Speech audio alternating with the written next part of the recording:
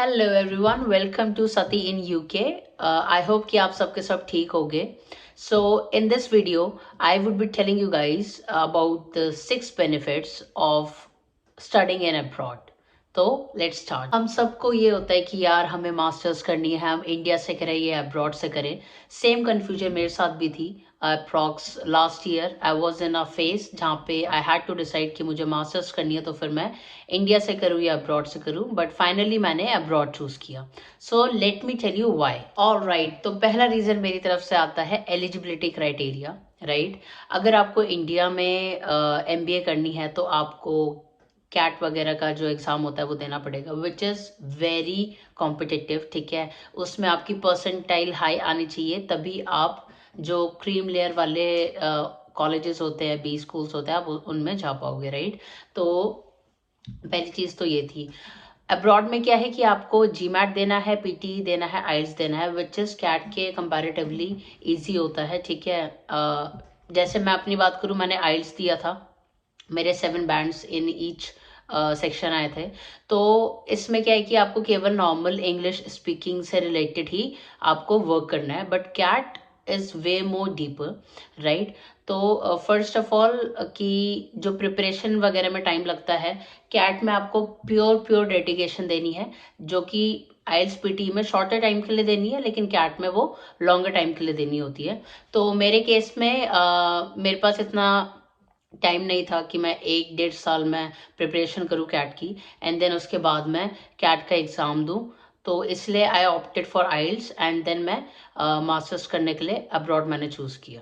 Second reason मेरी तरफ से आता है फीस स्ट्रक्चर का। तो फीस स्ट्रक्चर अनटिल अनलेस आप किसी बहुत ही क्रीम लेयर कॉलेज में सेलेक्ट हो रहे हो, जैसे एफएमएस जो दिल्ली में है, या फिर आपको कोई स्कॉलरशिप वगैरह मिल रही है इंडिया में, तो जो नॉर्मल फीस का क्राइटेरिया होता है वो ऑलमोस्ट सेम ही पड़ जाता है। ठीक है, प्लस अगर आपके जहाँ पे आप रहते हो इंडिया में, वहीं आसपास अगर आपको कॉलेज मिल जाए, वेल एंड गुड, एल्स आपको वहाँ पे हॉस्टल वगैरह, अपना जो भी लिविंग एक्सपेंस है वो भी आपको लगेगा।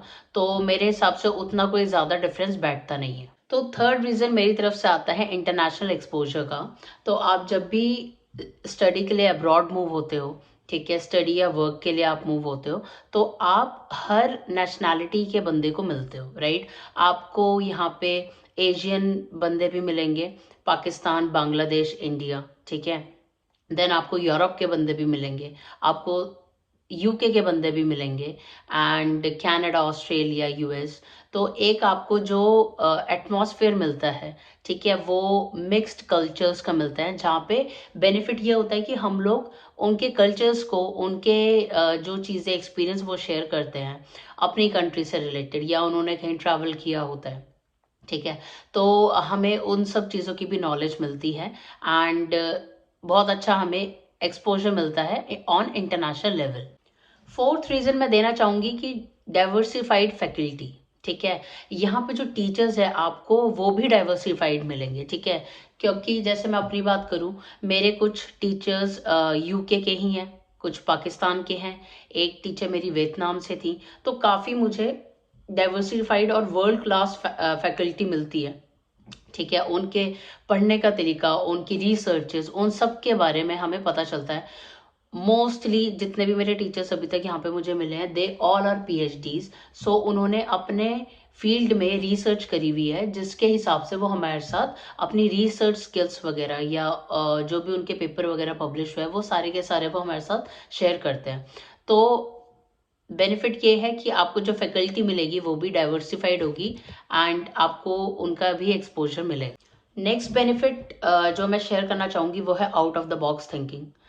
तो the reason behind it is क्योंकि हमारी जो फैकल्टी है वो डाइवर्सिफाइड है, जो हमारा स्टूडेंट्स का स्टाफ है, जो हमारे स्टूडेंट्स हैं, वो सारे के सारे अलग अलग नेशनैलिटी के, अलग अलग लोकेशन से आए हुए हैं।